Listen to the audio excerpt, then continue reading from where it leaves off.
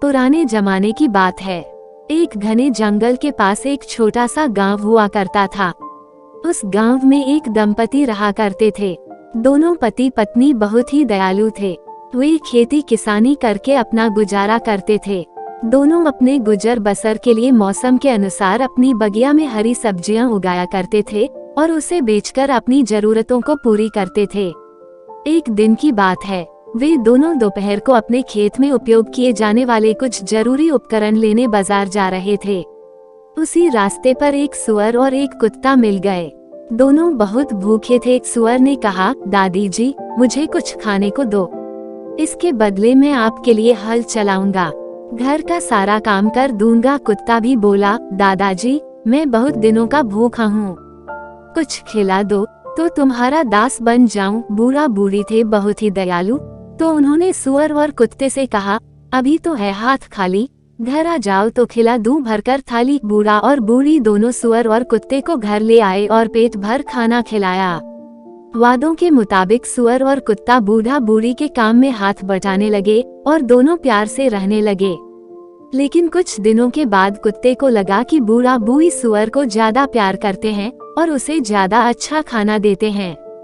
उधर सुअर को भी लगा कि बूढ़े दंपति कुत्ते को ज्यादा प्यार करते हैं और उसे ज्यादा अच्छा खाना देते हैं। इसी बात को लेकर दोनों के बीच लड़ाई झगड़े होने लगे। सुअर और कुत्ते की इस तरह रोज की लड़ाई झगड़े को सुनकर एक दिन बूढ़ा बोला, होता है रोज झगड़ा तुम दोनों के बीच, तंग आ गए हम लोग। तुम लोग सोचते जो हो इतनी बातें नीच, फिर भी देंगे हम तुम दोनों को एक मौका, जो जीते उसे मिलेगा खाना सबसे अच्छा, पर जितना भी हो अच्छा हो खाना, वो होगा हमारा जूठा। दोनों राजी हो गए। बूढ़े से पूछने लगे कि क्या इम्तिहान होगा और उस इम्तिहान में कैसे पास होना है।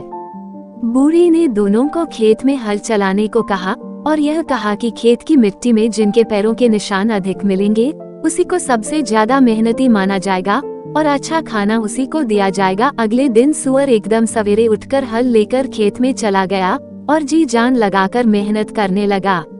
उस समय बूढ़ा बूढ़ी गहरी नींद में थे। कुत्ते ने देखा अभी मालिक मलकिन उठे नहीं हैं, थोड़ी देर और सो लूं, यह सोचकर वह सोता रहा। कुछ देर बाद बूढ़ा बूढ़ी नींद से जागकर घर के काम काज करने लगे। फिर उन्हें याद आया कि आज तो सुअर और कुत्ते का इम्तिहान लेने का दिन है। दोनों में से कौन ज्यादा मेहनत कर रहा है, यह देखने के लिए खेत में चले गए। कुत्ता उसी पल का इंतजार कर रहा था। जैसे ही बूढ़ा बूढ़ी खेत की तरफ आगे बढ़ने लगे, वह दूसरा रास्ता पकड़कर खेत में चला गया और जहां सुअर हल चला रहा था वहां पहुंचकर इधर से उधर भागने लगा। इस तरह भागने की वजह से उसके पैरों के निशान सुअर से ज्यादा हो गए और उसके बदन में मिट्टी भी बहुत ज्यादा लग गई। जब बूढ़ा बूढ़ी पास आए तो सुअर बोला, आप लोग देखिए कौन मेहनत ज्यादा कर रहा है। कुत्ता बोला, हाँ देखिए देखिए, जिनके पैरों के निशान ज्यादा होंगे तो वही मेहनती ज्यादा होगा। कुत्ते की बातों को सुनकर बूढ़ा बूढ़ी को भी यही लगा कि पैरों के निशान देखना ही सबसे ज्यादा आसान तरीका होगा।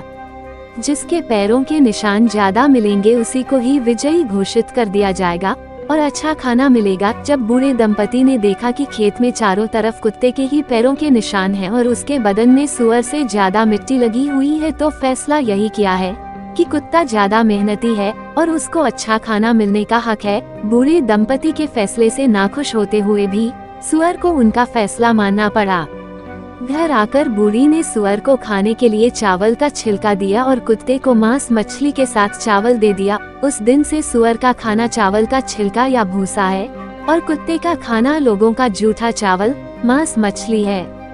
दोस्तों, अगर आपको हमारी कहानियाँ पसंद आती हैं तो वीडियो को लाइक करके चैनल को सब्सक्राइब कर लें और घंटी के निशान को दबाकर ऑल पर सेट कर लें, जिससे आने वाला वीडियो आप तक सबसे पहले पहुंचे।